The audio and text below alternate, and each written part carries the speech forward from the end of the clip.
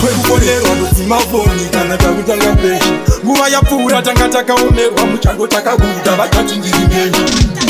inini ndiri chitakwa takwa ndiri chitakwa ukazondiona ndakatakwa ndinenge ndatoswera ndichitakwa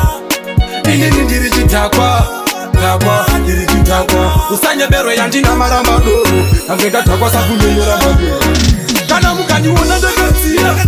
ndinenge ndarohwa nemabhiya musafunge kuti ndamwa musombotiya mari yangu yekutakwa ndosvitakira kutenga doro inini handizeze ndikatanga kutakwa inini handigeze ndichatoramba ndichimapfeka mapembe asi kubhawa vachinditi ndiri mene ndakabatanidza masororo ndaunganidza zvibhodhoro uzotichamba nemakurongo wawa ndinofamba nawo uri muchirongo inini ndiri chitakwa takwa ndiri chitakwa ukazondiona ndakatakwa ndinenge ndatoswera ndichitakwa inini ndiri chitakwa takwa ndiri chitakwa usanyeberwe yandina maramba doro nange ndatakwa sakunyenyora madoro ndikainda kubhawa ndidzoke mari isati yapera kumba handidzokere yandabudisa muhomwe yandidzorere ndikatenga chenjimisa ndidzosere ndoti chimborizunza ndipembere ndoti swedera ndizembere unomwaripira tondikutengere usanyare taura handipembere svika kwamasota kunenge kuchigoswa ndisina mari nyama ndoita yekuposha kudhakwa kwakakosha nyangwe voti ndiri posha kudhakwa chete ndiko kwandinokoshesa inini ndiri chitakwa takwa ndiri chitakwa ukazondiona ndakatakwa ndinenge ndatoswera ndichitakwa inini ndiri chitakwa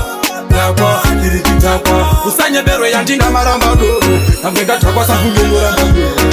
kana mukandiona ndakatsiya